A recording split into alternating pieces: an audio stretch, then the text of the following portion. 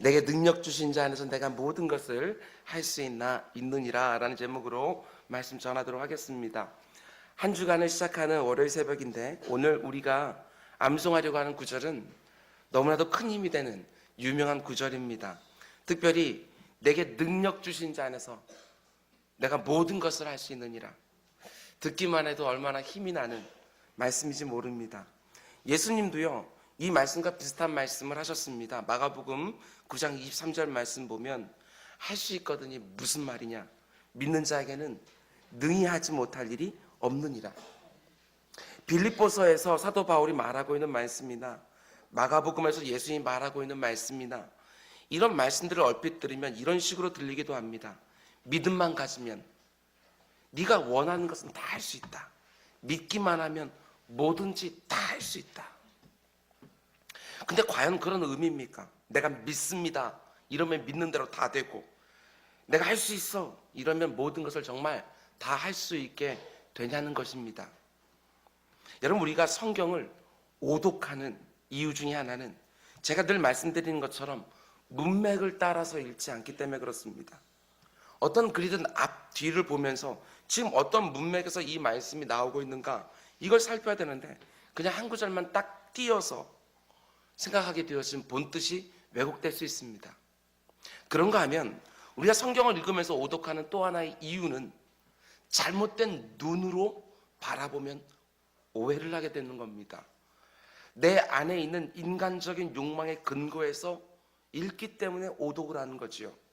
하나님이 지금 내게 무슨 말씀을 하고 있는지 읽어내려고 하는 것이 아니라 내 안에 있는 욕망을 통해서 그 말씀을 보려고 하니까 그 본뜻이 왜곡될 때가 많다는 겁니다. 오늘 본문 내게 능력 주신 자 안에서 내가 모든 것을 할 수 있느니라, 이 말씀도 마찬가지로 이것만 딱 잘라서 보게 되어지면 오해하기가 쉽습니다. 우리가 흔히 생각하는 그런 의미가 아니라는 것이지요. 사도 바울이 지금 이 말씀을 어떤 문맥 가운데 어떤 상황 가운데 속에 하고 있는가? 모든 어려움과 한계를 다 극복하고 엄청난 일을 완수한 다음에 많은 사람들이 우러러보는 사람들 앞에서 마치 간증을 하듯이, 여러분 보셨죠? 여러분도 믿기만 하면 저처럼 엄청난 일들 다 할 수 있습니다. 이렇게 말하는 것이 절대로 아니라는 겁니다. 지금 어떤 상황에서 빌립보서를 쓰고 있다고 여러분 말씀을 드렸습니까? 빌립보서는 옥중서신이에요. 뭔가 엄청난 일을 하고 완수하고 자신을 우러러보는 빌립보 교인들에게 마치 간증하듯이 이 말을 하는 것이 아니라는 겁니다. 오히려 복음을 전하다가 감옥에 갇혀 있는 상황에서 이 말을 하고 있는 것이지요. 그것도요, 감옥에 갇혀 있는 자신을 돕기 위하여 빌립보 교인들이 약간의 돈과 선물을 영치금으로 보내준 것에 너무나도 감사해하면서 이 편지를 지금 쓰고 있다는 겁니다. 그러니까 누군가의 도움을 받고 있는 약자의 위치에서, 아쉬운 사람의 입장에서 내게 능력 주신 자 안에서 모든 것을 할 수 있습니다, 이렇게 말하는 거예요. 이게 잘 어울리지 않는 말씀이라는 겁니다. 뿐만 아니라 사도 바울이 처하는 상황이 너무나도 억울하고 답답한 그 옥살이를 끝내고 이제 곧 자유의 몸이 될 거니까 그 기쁨 가운데, 혹은 모든 고생이 끝나고 이제는 행복이 시작될 때니까 그것을 확신하고 있기 때문에 이 말을 하는 것도 아니라는 겁니다. 정반대로 상황은 더 어려워지고 있어요. 어떤 대책도 없는 상황입니다. 그럼에도 불구하고 마치 아무런 문제도 없는 것처럼, 마치 모든 문제를 이미 극복한 사람인 것처럼 내가 모든 것을 할 수 있다, 이렇게 말하고 있는 거예요. 어떻게 이렇게 말할 수 있을까? 여러분, 제가 목회하면서 한 가지 보는 것은요, 내 상황이 지금 너무 힘들고 어려우면요, 신앙생활도 자꾸 뒤로 물러섭니다. 사람들이 아름다운 성경 교제도 안 합니다. 내가 어려울 땐 내가 좀 그래도 뭐가 되어 간 것이 있어야 사람들 교제도 나누고 또한 예배도 이렇게 기쁨으로 앞으로 나오고 그렇게 되어지지, 내 형편에 따라서요 너무 좌우가 돼요. 그래서 사도 바울 보게 되어지면 자신 형편 정말 어렵거든요. 그런데 오히려 나 괜찮습니다, 이 정도 견딜 수 있습니다, 이 정도 말하는 게 아니고 모든 걸 할 수 있습니다, 이렇게 말하고 있는 거예요. 어울리지가 않다고요. 오늘 보면 사도 바울이요, 빌립보서라는 편지를 이제 마무리하면서 빌립보 교인들이 에바브로 디도라는 사람을 통하여 선물과 영치금을 보내줬는데 그것을 받고 너무나도 고맙다고 말하면서 빌립보 교회 성도들에게 보내려고 이 편지를 쓰는 겁니다. 그러니까 당연히요, 감사와 기쁨, 이것이 주된 내용인데 그 편지 마지막 부분에서 오늘 본문이 등장하는 겁니다. 오늘 보면 10절 말씀 보면 내가 주 안에서 크게 기뻐함은 너희가 나를 생각하던 것이 이제 다시 싹이 남이니. 지금까지 빌립보 교회가 사도 바울에게 물질적으로 여러 차례 도움을 주고 있었는데요, 어느 순간부터 중단되었다가 다시 선물과 영치금을 보내준 것에 대해서 지금 언급하고 있는 겁니다. 이제 다시 싹이 남이니. 계속해서 10절 말씀 보세요. 너희가 또한 이를 위하여 생각은 하였으나 기회가 없었느니라. 생각은 있었지만 기회가 없었다. 그러니까 빌립보 교인들이 사도 바울을 후원할 마음이 사라져서 재정 지원을 중단한 것이 아니라 선교비를 너무나도 보내고 싶었지만 여러 가지 이유로 보낼 기회가 없었다는 것입니다. 그 이유는 빌립보 교회가 재정적으로 넉넉하지 못해서일 수도 있고, 많은 학자들이 말하는 것처럼 바울이 복음을 전하는 이곳저곳 계속해서 여행을 하고 있으니까 선교비를 보내주고 싶어도요, 어디로 보내주어야 되는지 모르겠는 겁니다. 근데 지금 사도 바울이 감옥에 갇혀 있으니까 오히려 선물과 영치금을 보내주기가, 선교비를 보내주기가 더 용이한 거예요. 그래서 에바브로디도 편에 지금 선물과 영치금을 보내서 사도 바울에게 전달하는 것이지요. 사도 바울이 그것을 받고 기뻐하고 있어요. 10절 맨 앞에 내가 주 안에서 크게 기뻐함은. 그렇다고 사도 바울이요, 크게 기뻐했던 것은 자신의 재정적인 필요가 채워졌기 때문이 절대로 아닙니다. 물론 에바브로디도 편에 보내준 이 선물이 바울이 꼭 필요한 것이기 때문에 기뻐하는 것도 하겠지만, 본문이 말하는 것처럼 너희가 나를 생각하던 것이 이제 싹이 났다. 이 표에서 보는 것처럼요, 물질 자체 때문이 아니라 그 물질 안에 들어있는 사도 바울을 향한 빌립보 교인들의 그 마음이요, 사도 바울 그 마음이 느껴지는 거예요. 그래서 그것이 너무너무 기쁘다 이렇게 말하고 있는 것이고, 뿐만 아니라 그렇게 빌립보 교인들이 자기에게 선물과 영치금 보내준 그 마음도 하나님이 주셨다 그들에게, 이렇게 생각을 하니까 10절 맨 앞에 보면 내가 주 안에서 크게 기뻐한다 이렇게 말하는 거예요. 이런 사랑의 선물을 받은 기쁨을 사도 바울이 그러나 표현을 하면서도요, 혹시나 빌립보 교인들이 오해하지는 않을까, 저는 이것이요 목회자의 자존심이라고 생각했어요. 왜 제가 이런 말씀 드리냐면, 보세요, 이렇게 선물을 받아서 기쁘다 이렇게만 말하면 계속해서 이런 선물 보내주십시오, 이런 의미로 혹시라도 들려질까 봐. 이제 다시 싹이 남이니, 이 말을 왜 이제 보내주셨습니까? 앞으로는 중단하고 보내지 마십시오, 그동안 얼마나 힘들었는지 모릅니다, 이런 말로 들릴까 봐 곧바로 이어서 하는 말이 11절이에요. 내가 궁핍함으로 말하는 것이 아니라 어떠한 형편이지 나는 자족하기를 배웠다. 이 11절 말씀이 너무너무 우리에게 유명한 말씀이지만 그 배경을 알게 되었으면 그 의미가 좀 명확해지는 거예요. 혹시라도 빌립보 교인들이 오해할까 봐 사도 바울이요 이렇게 말하고 있는 거예요. 선물을 받은 것이 너무 기쁘다고 말한다고 해서 내가 그동안 너무나도 궁핍했는데 이 선물 때문에 내 궁핍함이 채워져서 너무나 기쁘다, 이런 말하는 게 아니라고요. 사도 바울은 단지 자기가 받은 물질적인 선물 때문만이 아니라 그 안에 담겨져 있는 빌립보 교인들의 자신 향한 마음, 그리고 그 마음을 주신 하나님, 그걸 생각하고 있는 거예요. 거기에 집중하고 싶은 거예요. 빌립보 교회 성도 여러분, 저는 이 물질 때문만이 아니라 이 안에 담겨있는 여러분의 마음 때문에 감사를 드리고 있는 것이고, 여러분에게 그 마음을 주신 하나님께 감사를 드리고 있는 겁니다. 이게 목회자지요.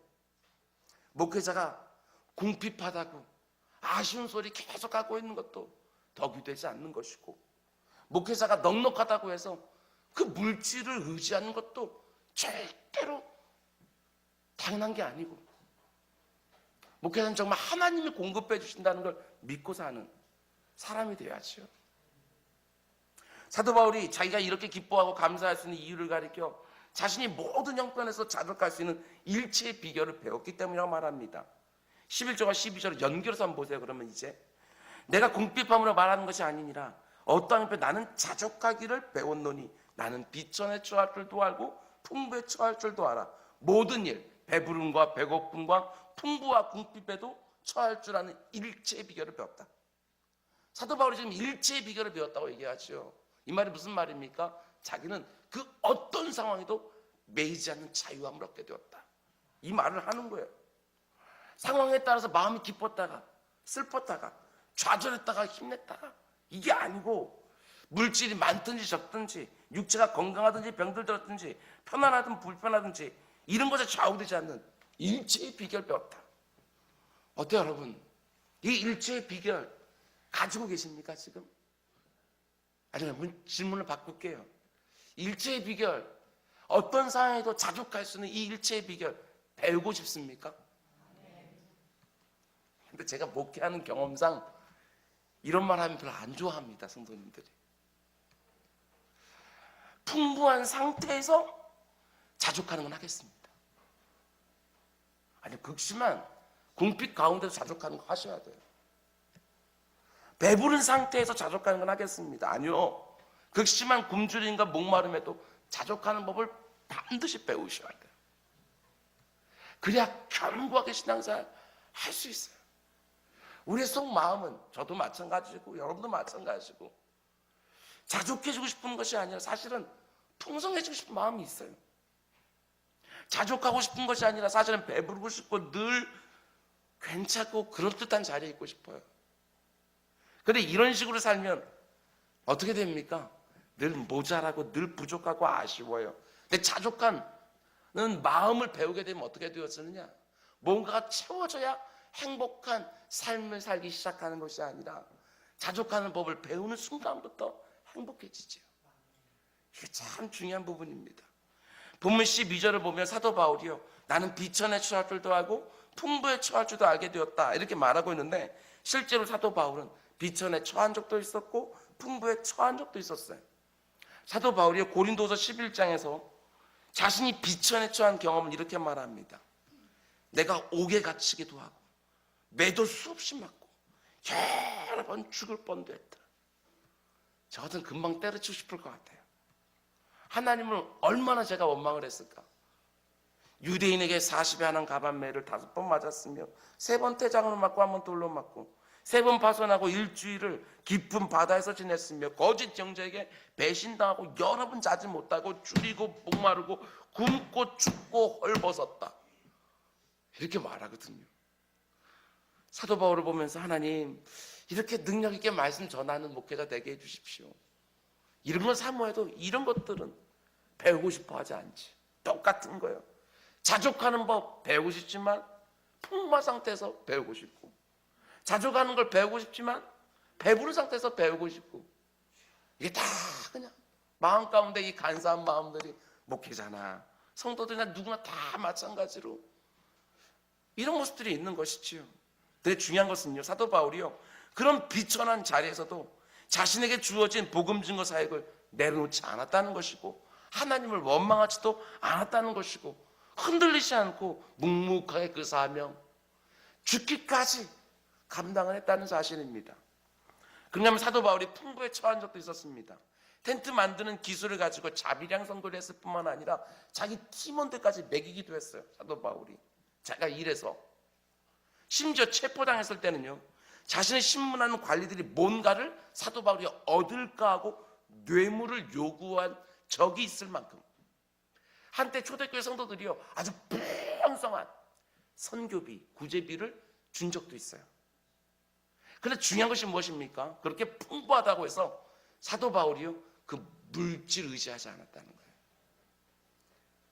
그 어떤 비천에 처하든 풍부에 처하든 그것이 그의 사역 가운데서 결정적인 요인이 아니었다는 거예요. 어떻게 그럴 수 있는가? 어떤 형편에도 자족하는 일체의 비결을 배웠기에. 그러면 사도 바울이 도대체 어디에서 이런 일체의 비결을 배울 수 있었습니까? 여기서 저는요, 배웠다라는 말에 묵상을 좀 해보았습니다. 어떻게 우리는 이 자족하는 일체의 비결을 배울 수 있는가? 궁핍이라는 말이 뭘 의미할지도 모를 정도로 아쉬움이나 부족함이 없이 산 사람은요, 사실 어떤 형편에서도 자족하는 일체의 비결을 배우기가 어렵습니다. 궁핍이 뭔지 모르는 사람은 자족을 배우기가 힘들어요. 그런데 그 사람이 어느 순간 내가 당연하다고 생각하고 내가 소중하다고 생각하는 것이 다 사라졌다고 생각되어지는 상황에서, 내가 원하는 대로 되지 않는다고 생각하는 그 상황에서, 내가 예상하지 못한 어려움 때문에 예전에 하던 그 방식대로 살지 못하게 된 그 상황에서 그 사람이 자족을 배우기 시작을 하는 거예요. 뿐만 아니라 반대로요, 이런 경우도 있어요. 어떤 사람이 너무나도 가난하고 모든 것이 힘든 상황 속에 살았지만 예수를 믿은 다음에 그 궁핍한 삶 가운데 속에서 늘 자족하며 감사하며 살고 영적으로도 잘 자라난 거예요. 그럼 이 사람이요, 그 가난한 가운데 속에서도 그렇게 감사하고 만족하고 이러고 있으니까 자족을 배웠다? 아니요, 아직까지는 몰라요. 이 사람이요, 정말 자족을 배웠는가 안 배웠는가 하는 것은 그 사람에게 넘치는 풍요가 줘봐야지만 그걸 알 수 있어요.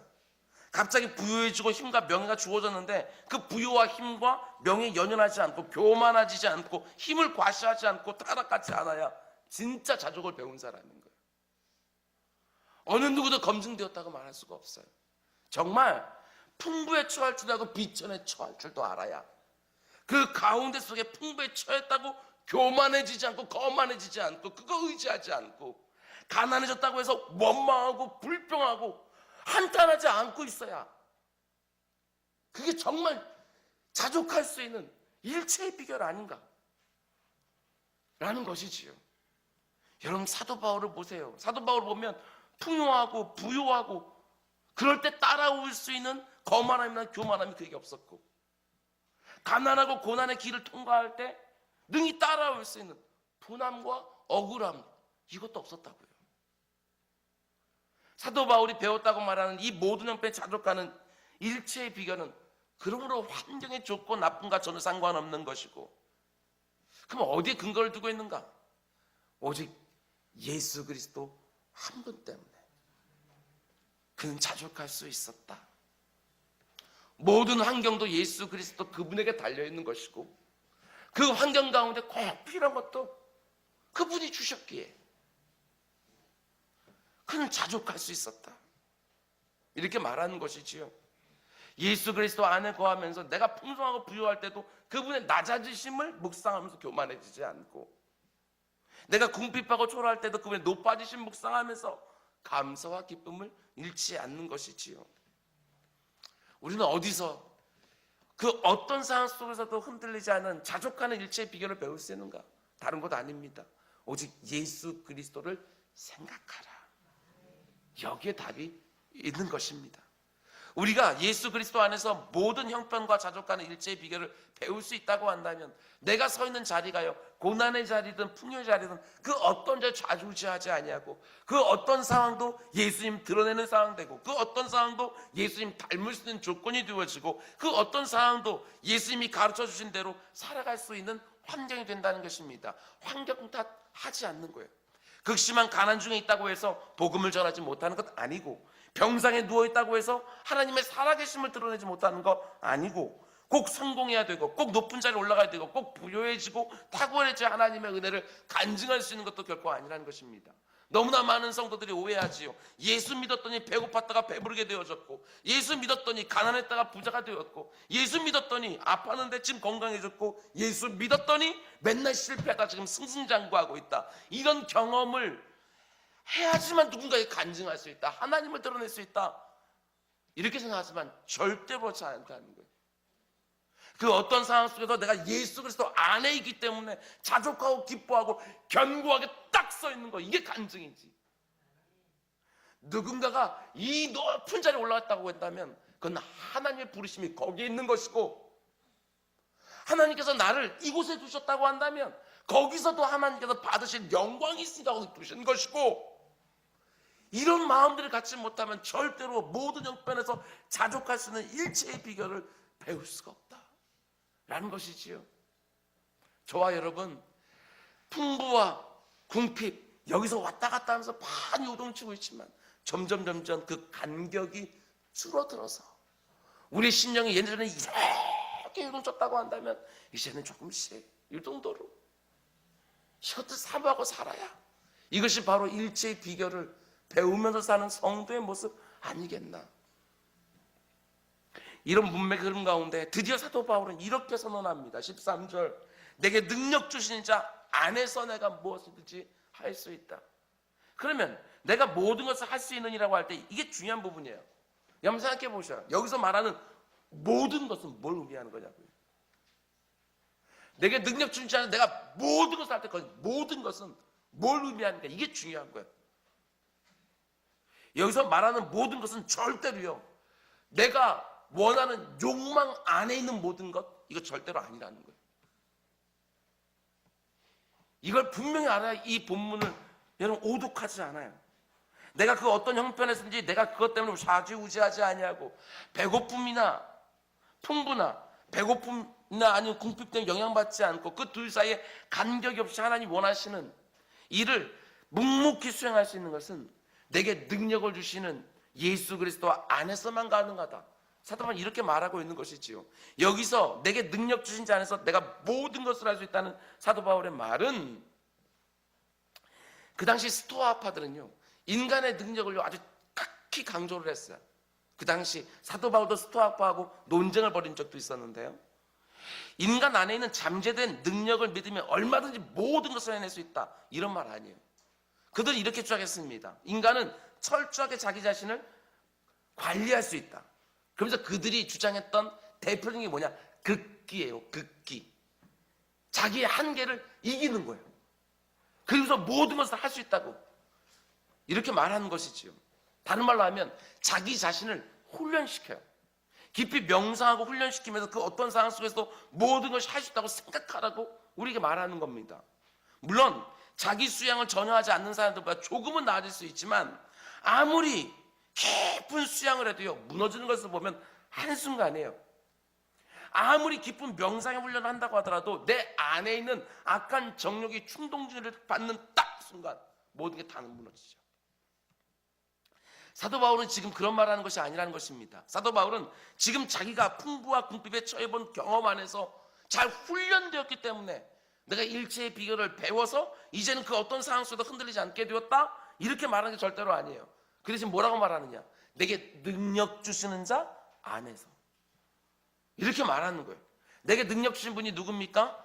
정말 하나님의 구원 계획을 방해하던 사울이라는 그 한 사람을 다메섹 도상에 찾아와서 오늘의 바울로 만들어준 예수님, 오직 그분 안에서 자기가 뭐든지 다 할 수 있다는 것이지요. 사도 바울이 그분 안에서 그걸 배운 거에 자족하는 그 마음을, 내가 지금 어떤 형편에 있다 할지라도 그 형편도 예수님 만들어진 상황이라고 믿기 때문에 그 예수님께서 만들어준 형편 가운데 내게 필요한 모든 능력, 모든 지혜 하나님께서 다 공급해 주신다고 믿고 있는 거예요.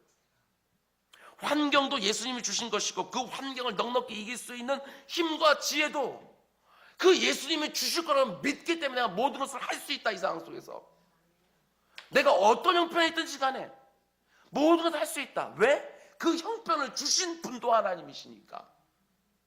이걸 믿는 거예요. 오늘 본문의 말씀은 절대로 오해하시면 안 됩니다. 본문의 말씀이 주님이 능력을 주시면 내가 뭐든지 할 수 있어 이렇게 선포한다고 해서 2달 만에 갑부가 되어지고 하룻밤 공부하고 인류대학 들어가고 내가 믿습니다 이러면서 달려들면 각종 고시에 합격하고 이런 게 절대로 아니라는 것이지요. 누군가가 나에게 할 수 있다고 믿어, 네가 믿지 않아서 그렇지, 믿고 달려들면 다 할 수 있어, 절대로 그런 게 아니라는 겁니다. 이렇게 말하는 것은요, 이 세상 사람들이 말하는 것처럼 스토아파 거칠 쭉 내려오는 것처럼 적극적인 사고방식, 긍정적인 사고방식, 물론 소극적이고 부정적인 사고방식을 가짐보다는 조금 더 괜찮은 결과를 얻을 수 있겠지만 이거 다 자기 수양의 일종의 방식이잖아요. 심지어 강단 위에서 설교하는 설교자가 예수 그리스도 안에서 십자가 가르쳐주는 시뻘건 복음은 전하지 아니하고 적극적인 사고방식이나 긍정적인 사고방식을 통해서 내 인생이 바뀔 수 있다고 말하는 것은요, 그건 속임수로 사기예요.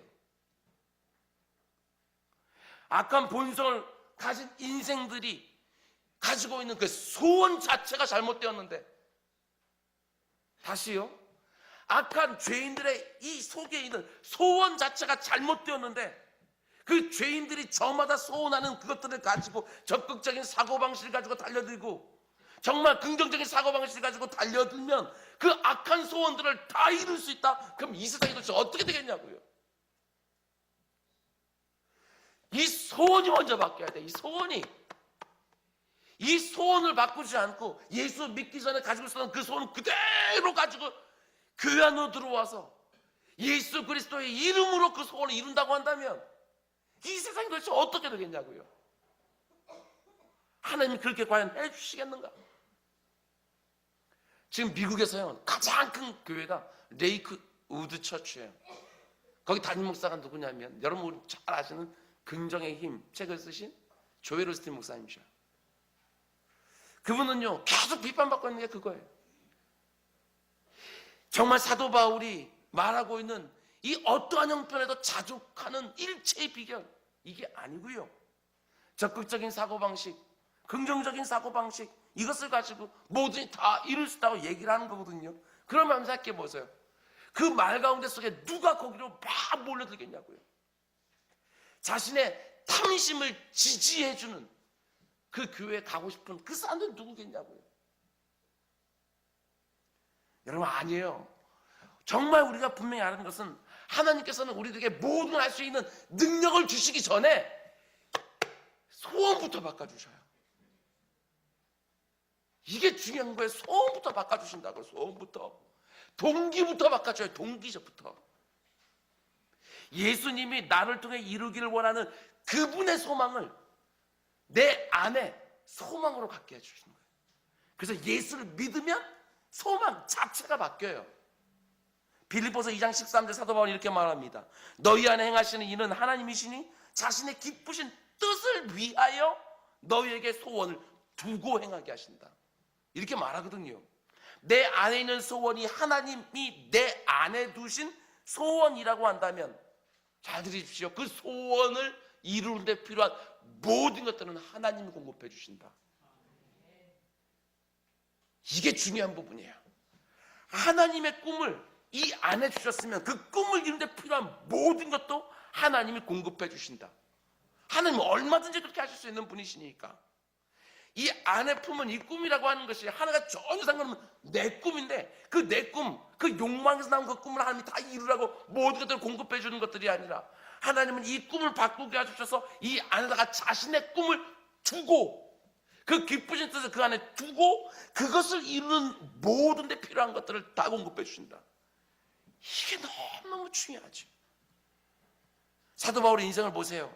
그가 생명을 걸고 그리스도의 복음을 전하고 주님의 몸된 교회를 이곳저곳 세우면서인데도 얼마나 어려움을 만났어요. 아까 말했잖아요. 매 맞고 욕먹고 파선하고 헐벗고 굶주리고. 여러분, 그런데요 하나님은 그 모든 것들을 다 비껴하게 하지 않으셨다고요. 그런 것들을 비껴한 것이 아니라 대신에 하나님께 그에게 정말 모든 것을 할 수 있다고 말할 수 있게 만들어준 것은요, 복음 증거하기 위해서 죽은 자를 살리는 그 능력 주셨어요. 사람들 앞에서 그 어떤 어려움 가운데 속에서도 굳건하게 일어나서 저기 잘 아시는 것처럼 죽을 만큼 맞고 성 밖으로 죽었다고 생각하고 던져버렸는데 다시 툭툭 일어나서 다시 성민들과 또 복음을 증거해요. 그 복음 증거하는 그 일, 교회 세우는 그 일, 그것만큼 할 때는요 모든 걸 다 공급해 주셨어요. 그 어려운 가운데 내가 모든 걸 다 할 수 있습니다라고 고백할 수 있을 만큼 다 주셨다고요. 지금 무슨 말씀을 드리는지 아시겠죠?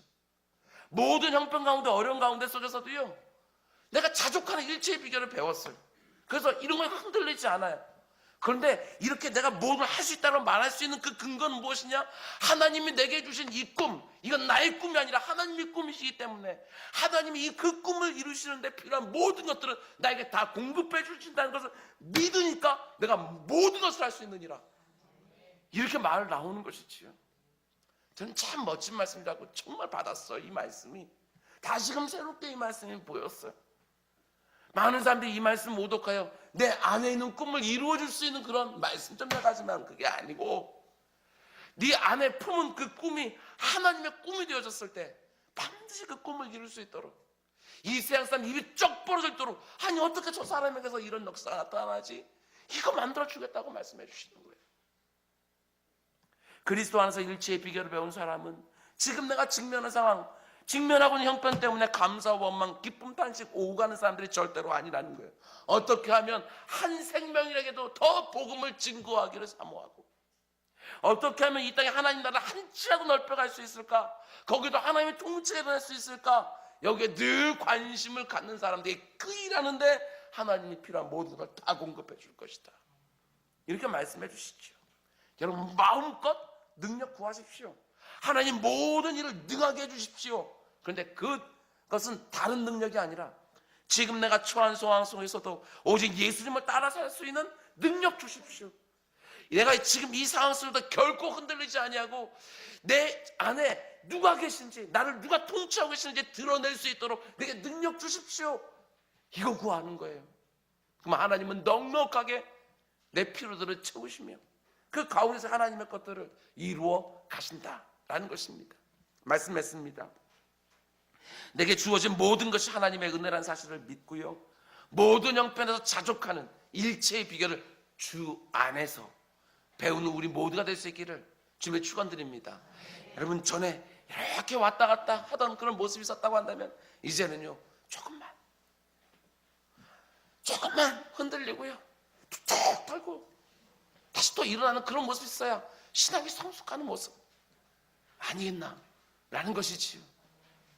여러분 많은 것들이 주어진 그때도 절대로 교만하거나 거만하지 마십시오. 많은 것을 잃어버려서 너무 황망한 그 순간에도 모든 것이 끝난 것처럼 거기서 절망하고 낙심하지 마시기를 바랍니다. 점점 그 간격을 좁혀가는 것입니다. 내가 고난 중에 있다고 절망하고 낙심하는 것이 아니라 내가 고난 중에 있는 지금 하나님 무엇을 하고 있는지를 묵상하시고, 풍요 속에 있다고 거만하거나 교만하지 마시고 풍요 속에서 하나님이 내게 말씀하시는 것이, 원하시는 것이 무엇인지 또 묵상하시기를 바랍니다.